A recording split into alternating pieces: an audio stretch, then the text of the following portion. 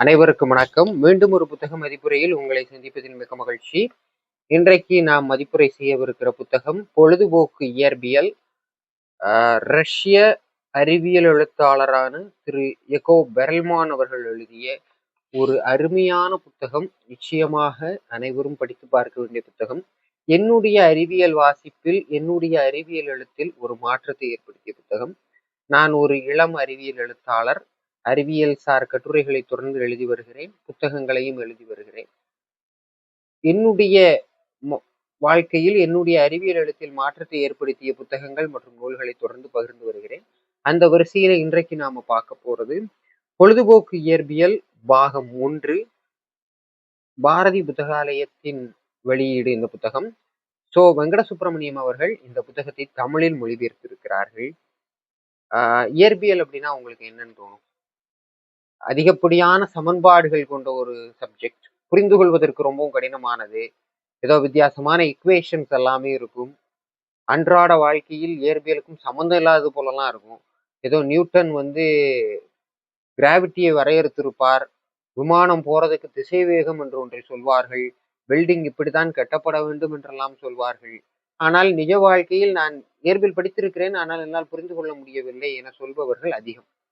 இதுதான் அறிவியல் மீதான பிரச்சனையாகவே இன்றைக்கும் உலகம் அளவில் இருக்கிறது. அறிவியல் புரிந்து கொள்ளும்படியாக இல்லை அப்படின்னு தான் பெரும்பாலானவர்கள் சொல்லுகிறார்கள்.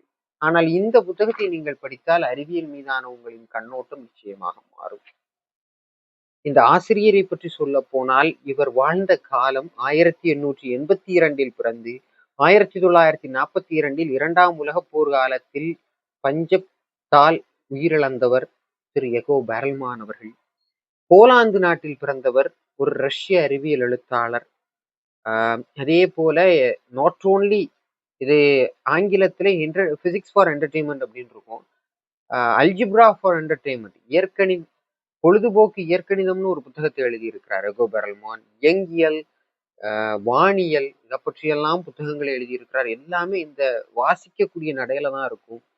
பல மொழிகளிலும் மொழிபெயர்க்கப்பட்டிருக்கிறது. லட்சக்கணக்கான பிரதிகள் விற்பனையாகி இருக்கிறது இவருடைய புத்தகங்கள் எல்லாமே.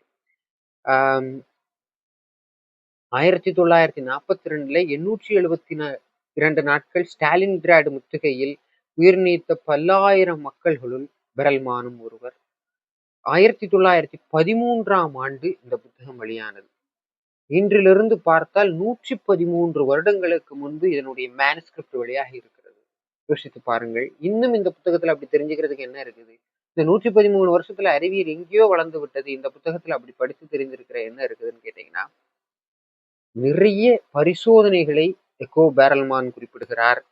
தண்ணீரினுடைய மிதப்பு விசை, நீரினுடைய அந்த இழுவிசை பண்புகள், இயற்பியல் அன்றாட வாழ்வில் எங்கு பயன்படுத்தப்படுகிறது, அதை எப்படி எக்ஸ்பெரிமெண்டலா நீங்க செய்து பார்க்கலாம் அப்படிங்கிற விஷயத்தெல்லாம் குறிப்பிட்டிருக்கிறார். ஒரு சமன்பாடு கூட இந்த புத்தகத்துல இருக்காது. இந்த புத்தகத்தில் உங்களுக்கு ஒரு சமன்பாடு கூட இருக்காது. ஆனால் வித்தியாசமான விஷயங்கள் எல்லாமே இருக்கும். உதாரணமாக ஓடும் பேருந்திலிருந்து கீழே குதிப்பது எப்படி அப்படின்னு கூடலாம் அதுல ஒரு டைட்டில் இருக்கும். கேட்கும்போது ஏதோ ஆச்சரியமா இருக்கலாம். ஆனால் எப்படி குதித்தால் உங்களுக்கு அதிகமாக அடிபடாது, அது போல ஒரு பேரலை வைத்து விண்வெளிக்கு போக முடியுமான்னு எழுதியிருப்பாரு எகோ பெரல்மான். அதற்கு சாத்தியக்கூறுகள் என்ன, எந்த அளவுக்கு விசை இருந்தா, விசையை தாங்கும் திறன் இருந்தா அந்த பேரல் விண்வெளிக்கு, அதாவது அந்த வான்பரப்பை கிழித்து கொண்டு விண்வெளிக்கு போகும். மனிதன் விண்வெளியை பற்றி யோசிப்பதற்கு முன்பே ஒரு மனிதர் அதை புத்தகமாக எழுதியிருக்கிறார். இதுல இன்னொரு தொகுதி இருக்கிறது. அந்த புத்தகத்தை நான் இன்னும் முழுமையாக படிக்கவில்லை. அது பிரதி கிடைத்தது அப்படின்னா, நான் இணையத்துல இந்த புத்தகம் 1-2 இடங்கள்ல கிடைக்கும், இல்லைன்னா பாரதி புத்தகாலயத்துல பொழுதுபோக்கு இயற்பியல் பாகம் 1ன்னு இந்த புத்தகம் கிடைக்கும். இணையத்துல 2வது பாகத்தின் பிரதி இருந்தாலும் கூட நான் குறிப்பிடுகிறேன். 2 பொருட்களின் எடையை கண்டுபிடிப்பது, இந்த மாதிரியான எக்ஸ்பெரிமெண்ட்லாம் ரொம்ப, இந்த பபிள்ஸ் மாதிரி வைத்து ஒரு பொம்மைக்கு மேல எப்படி பபிள்ஸ் வர வைக்கிறது, காயினை தண்ணீர் மேல மிதக்க வைக்க முடியுமா, இந்த மாதிரியான எக்ஸ்பெரிமெண்ட்ஸ்லாம் இதுல இருக்கும். இதுல நான் செய்து பார்த்ததுல ஒரு முக்கியமா உங்களிடம் குறிப்பிட விரும்புவது, ஒரு கல்லூரியில பள்ளி மாணவர்களுக்காக ஒரு விழிப்புணர்வு, அறிவியல் விழிப்புணர்வு நிகழ்ச்சி நடைபெற்றிருந்தது. அப்போ நான் இதை செய்து பார்த்திருந்தேன். ஒரு கண்ணாடி குவளையில தண்ணீரை முழுமையாக எடுத்து வைத்துக் கொள்ள வேண்டும். ஒரு 500 குண்டூசி வாங்கிக்கோங்க. 500 குண்டூசிகள் சின்ன சின்ன குண்டூசியா வாங்கி வச்சுட்டு தண்ணீர் ஃபுல்லா தான் இருக்கும். அதற்கு மேல வரக்கூடிய மாணவர்களை ஒவ்வொரு குண்டூசியா போட சொல்லுங்க. ஆனால் தண்ணீர் அந்த அதாவது முழுவதுமாக அந்த கிண்ணத்து டம்ளர்ல நிரம்பி இருக்க வேண்டும்.